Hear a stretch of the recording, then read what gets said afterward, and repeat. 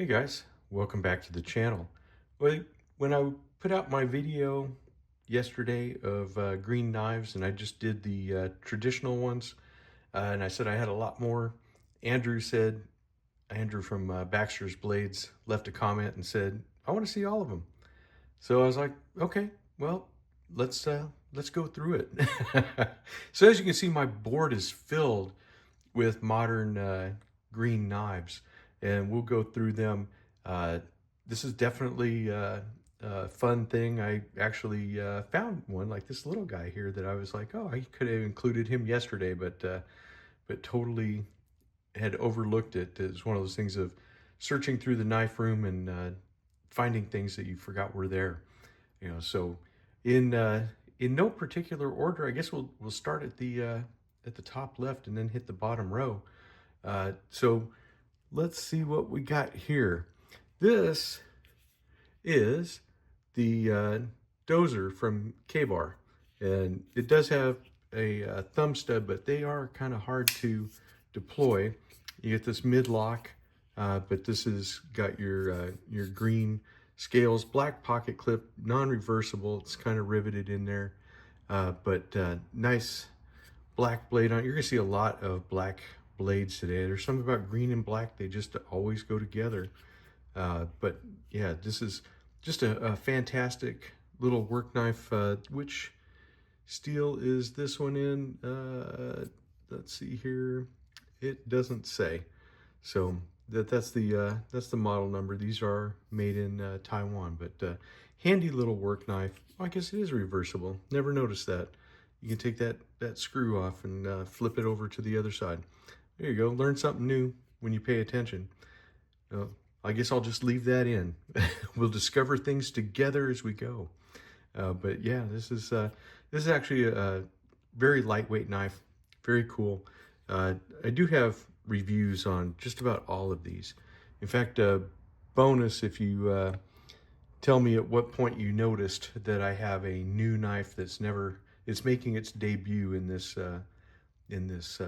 video. So if you want to pause it, take a look at everything that's on the table, and tell me at what point you noticed it was a new one. That would be kind of cool, because then we'll see what the different timestamps are. Will you win anything? No, not really. Maybe bragging rights at your St. Patrick's Day party or something. How is that? Uh, couldn't have uh, green without this Ozark Trail. This is the original Walmart knife. This is the one that came out with the Axis style lock, or I don't know what they want to call it, but yeah, you can flip these guys open. This was the first of the $5 knives. It's kind of chunky, but it's actually not a bad little knife for what it is.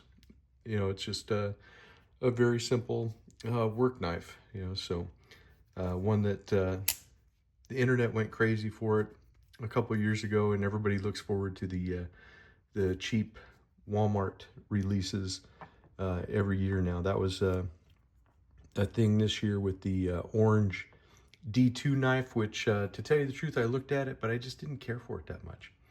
So I decided not to pick one up, but that's okay. This one, definitely Hall of Fame knife. This is the Buck 112 Sport Pro. So this is in the S35 VN. Of course, you get the thumb studs, the green micarta that does actually change as you use it in your hand. The anodized aluminum bolsters. Just a fantastic knife. Loved the 112. Definitely one of my very favorite knives. And thank you, Mo, for this. I love this guy. Just a fantastic knife, and one that I will use and cherish forever. That is for sure. Alrighty, you saw this one recently. This was in the Remington video. So here you go, black blade with the G10 covers on it, aluminum bolster again, but this was a really neat knife. This is in D2, nice pocket clip on it. It's got your see-through construction, so you can take this one all apart if you wish.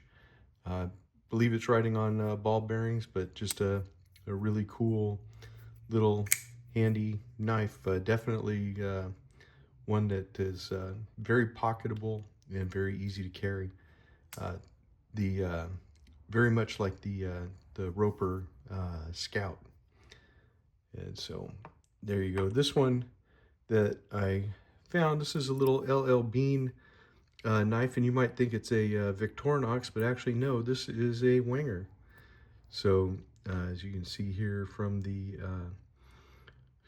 tang stamp on it, but yeah, it's definitely a very nice knife. You have the spear point blade, and then this one is a true nail file. You know, you get the little pointed end. It's not a screwdriver. Your little metal file for it, and then the scissors are a completely different design. If you're familiar with the Wenger design, it uses a spring here for the scissors, so it doesn't have that little spring like the Victorinox does. Very cool, quite sturdy, and it works pretty neat. So I mean, it's just a really cool little knife, you know, LL Bean branded, but it is really neat. I guess we'll go ahead and just start down here. This is a Kexmo knife that they sent me for a review. It's your basic budget knife. It does have a pretty cool little blade. It's got a recurve, and it's not quite it's a spear point, you know, but it could be a tanto if it had a little more angle there on the front. A lot of really big flats and swedges on this, so it is a sturdy blade. But yeah, nothing special. Green G10. Did a video on this. It does have a nice place for your fingers. It is comfortable in hand, even though it's heavily scalloped. You know, on this carved G10 reversible pocket clip, as you can see there. But yeah, just a nice little knife if you need one that's you know, on the budget range, something to throw in a toolbox, something you're not going to worry about getting messed up or dirty. These work out pretty good, and with the pocket clip, it is pretty much deep carry, as you can see there. Now this is a natural G10 jade. This is a CJRB, and I won this from Williams Knife Life way long ago. It seems longer than it actually has been, but it's a cool little knife. This was one that I perfected opening with thumb studs. Let's see if I can still do it. We'll find out. There you go. And so really neat little knife here. Let me see if it says the name on there. No, it does not, but it's a D2 blade. I forget the name of this knife. They were very popular a few years back, but really nice handle. Of course, with the natural G10, you can dye them any color or whatever, but I kind of like it in the jade. I think it looks really neat, and it's definitely a really nice blade shape. A lot of belly on that blade, but then it still has a good point if you need to actually pierce anything. Liner lock, it does shake shut, that's for sure. It's really kind of cool. This one is the QSP Pangolin. This is, again, with the G10 handles, very curved, or carved rather. Really big blade on this guy. I mean, and this is a full-size handle for sure. You're going to definitely have something to hold on to. Really nice grip, a little bit of jimping on top. It's quite a nice handle on it. The QSP Pangolin.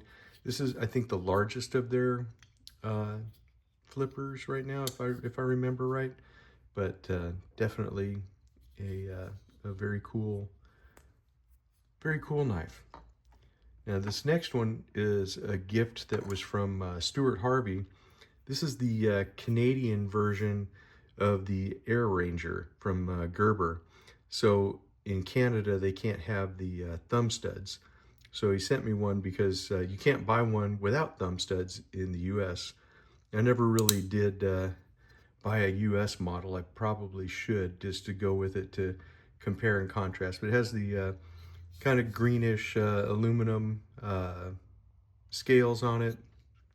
This one is half serrated, as you can see, has the long nail pull, does have a liner lock, very lightweight, nice ramp for your thumb to rest on, and just a good knife. He said that this is what they sell in all the Canadian PXs.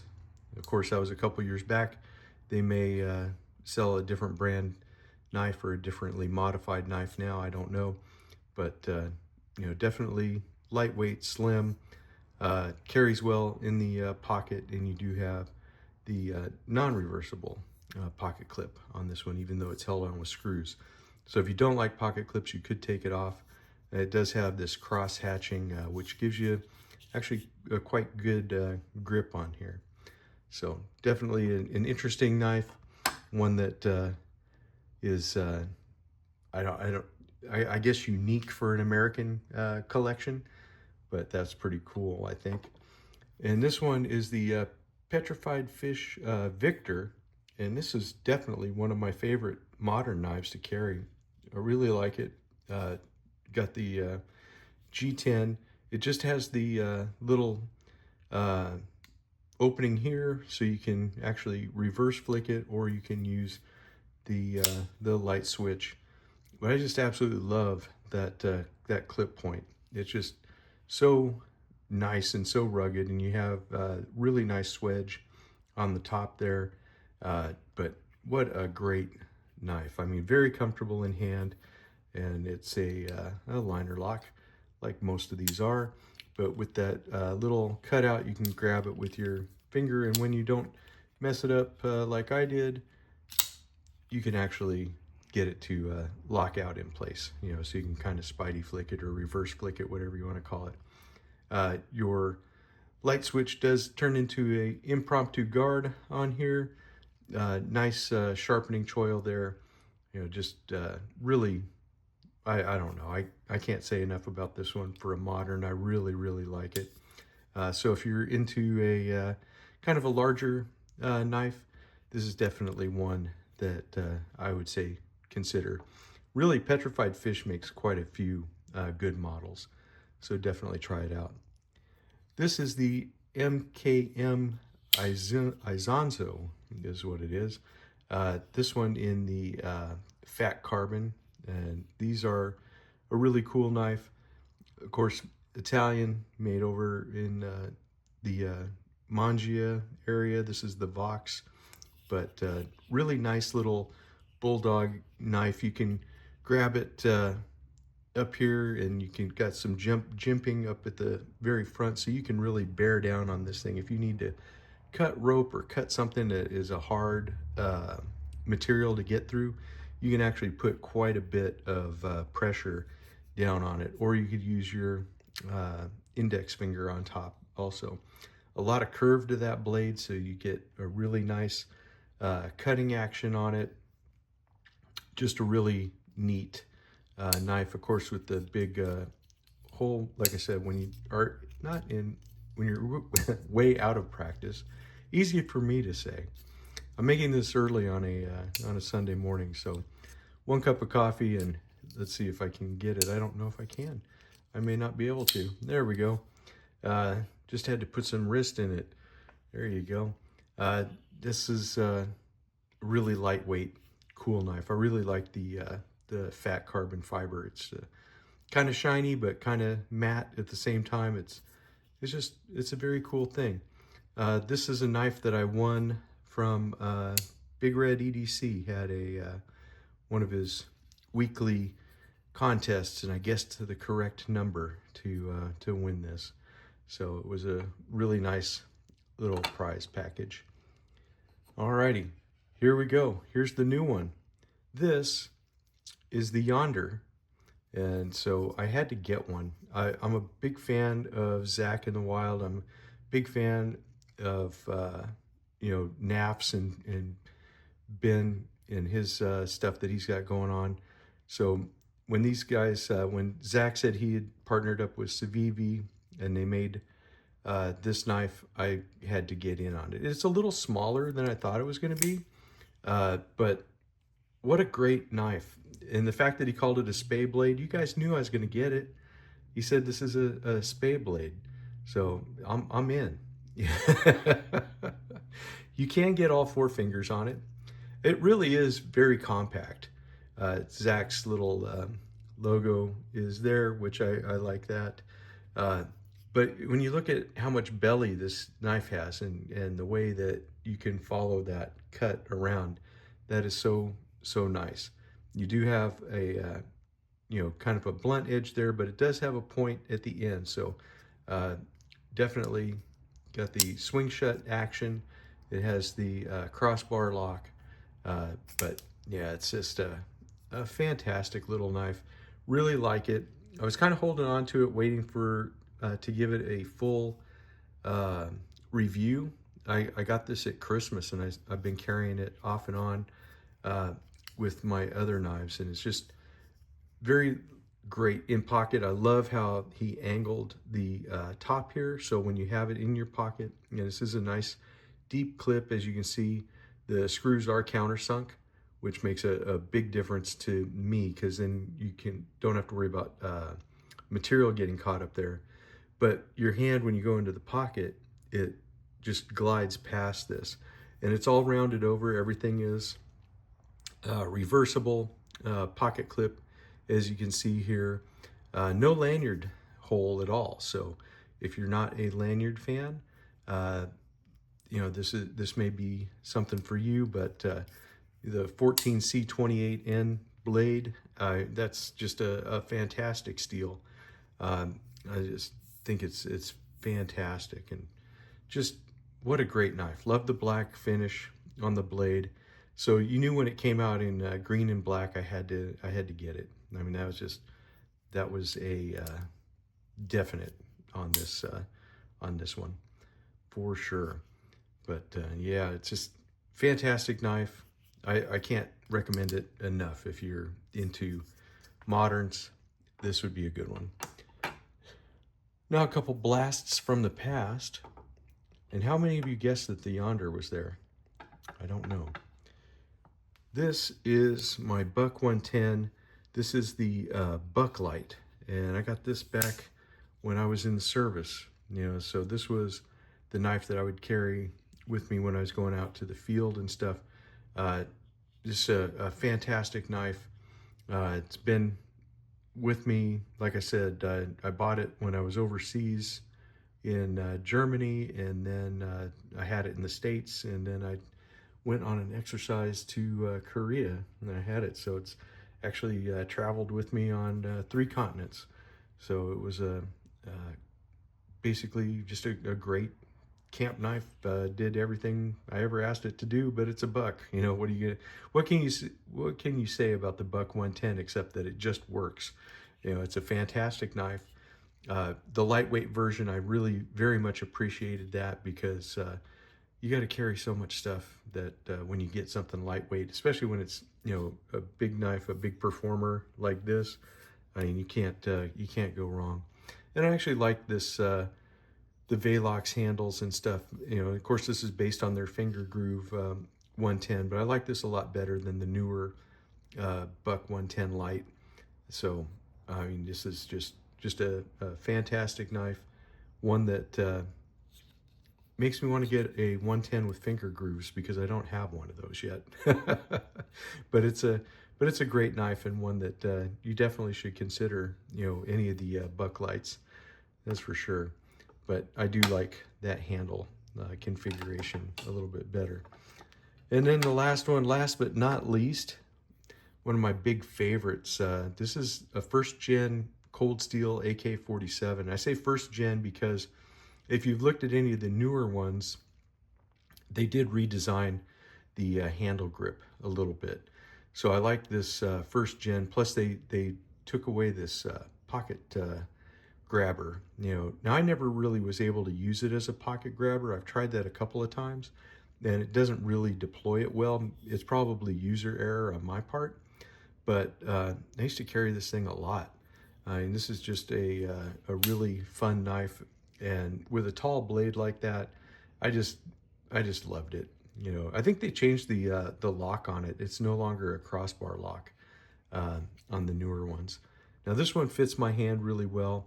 Now you do have this little, I think it's Delrin, kind of a pocket spacer, but you have a couple lashing points at it and stuff. And the only thing that was ever a detriment on this was that if you wear this a lot, this does tend to wear out your jeans pretty fast. You will get a wear spot there on your pocket. But I've always been a big fan of cold steel. This is AUS 8 steel, made in Taiwan. And when they came out with the AK-47, I was just like, you know, I got to get this.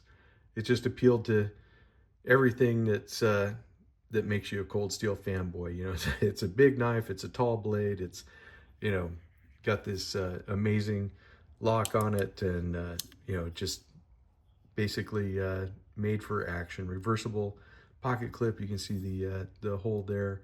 But yeah, this thing rode many a mile in my pocket, and you know, just a great knife.